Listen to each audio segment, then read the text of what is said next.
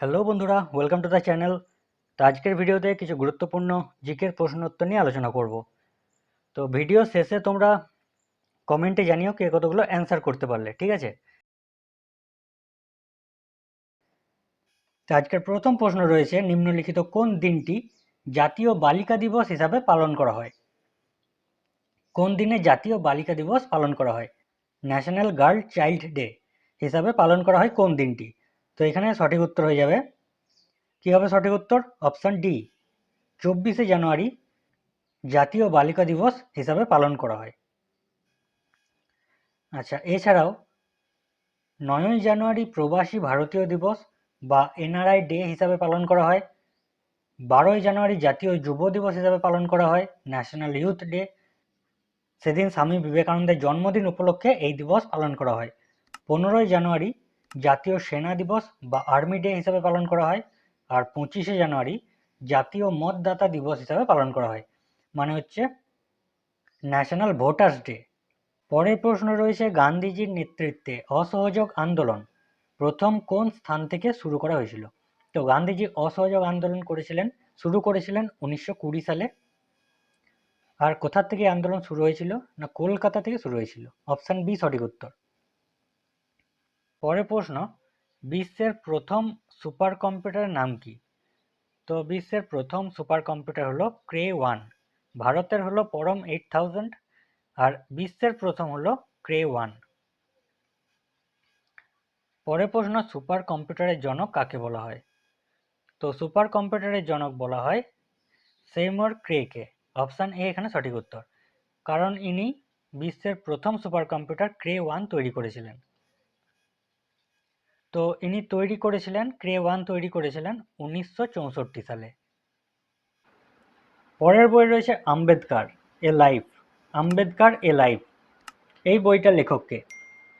তো আম্বেদকার এ লাইফ বইটি লিখেছেন শশী থারুর। অপশন বি এখানে সঠিক উত্তর হয়ে যাবে। পরের বই রয়েছে smoke and Ashes. Smoke and Ashes বইটি কে লিখেছেন? তো ছবিতে এনাকে দেখতেও পাচ্ছ, ইনি হলেন অমিতাভ ঘোষ। স্মোক অ্যান্ড অ্যাশেস লিখেছেন অমিতাভ ঘোষ। অপশন বি এখানে সঠিক উত্তর। পরের প্রশ্ন, রিহান্দ বাঁধ কোন নদীর ওপর অবস্থিত? তো রিহান্দ বাঁধ সোন নদীর ওপর অবস্থিত। তো আর রিহান্দ বাঁধ কোথায় রয়েছে? উত্তরপ্রদেশে। পরের প্রশ্ন, গান্ধী সাগর বাঁধ এটা কোন নদীর ওপরে অবস্থিত? তো গান্ধী সাগর বাঁধ চম্বল নদীর ওপরে অবস্থিত। অপশন এ এখানে সঠিক উত্তর। আর এই বাঁধ রয়েছে মধ্যপ্রদেশে।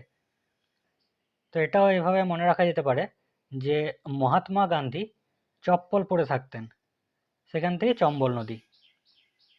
তো তোমরা নিজেদের মতো ট্রিক্স বানিয়ে নিতে পারো মনে রাখার জন্য। পরের প্রশ্ন, প্লটার হলো এক ধরনের, প্লটার কি? তো প্লটার হলো এক ধরনের প্রিন্টার, আর প্রিন্টার হলো আউটপুট ডিভাইস। আর প্লটার কোন ধরনের প্রিন্টার? প্লটার হলো নন ইম্প্যাক্ট প্রিন্টার। তো এখানে উত্তর হয়ে যাবে অপশন সি, প্লটার হলো আউটপুট ডিভাইস, কারণ সব প্রিন্টারই হলো আউটপুট ডিভাইস। কিছু ইনপুট আর আউটপুট ডিভাইস দেখে নাও। ইনপুট ডিভাইসের মধ্যে আছে keyboard, mouse, touch pen, microphone, touch screen, joystick. Joystick game খেলাতে ব্যবহার হয়।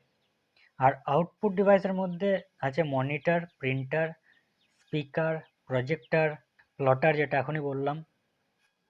পরের প্রশ্ন রয়েছে, গান্ধীজির সমাধিস্থলের নাম কি? গান্ধীজিকে যেখানে সমাধি দেওয়া হয়েছে সেই সমাধিস্থলের নাম কি? তো সেই জায়গাটাকে বলা হয় রাজঘাট। অপশন সি এখানে সঠিক উত্তর। গান্ধীজির সমাধিস্থলের নাম হলো রাজঘাট। পরের প্রশ্ন, সর্বকনিষ্ঠ নোবেল পুরস্কার প্রাপক ব্যক্তির নাম কি? কোন ব্যক্তি সব থেকে কম বয়সে নোবেল পুরস্কার জিতেছিলেন?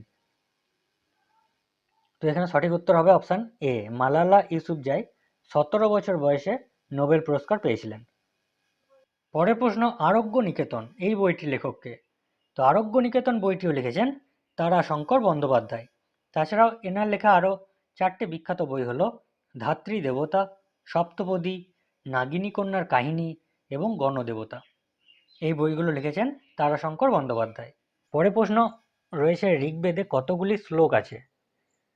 তো ঋগ্বেদে মোট শ্লোক আছে 1028টি। অপশান সি এখানে সঠিক উত্তর।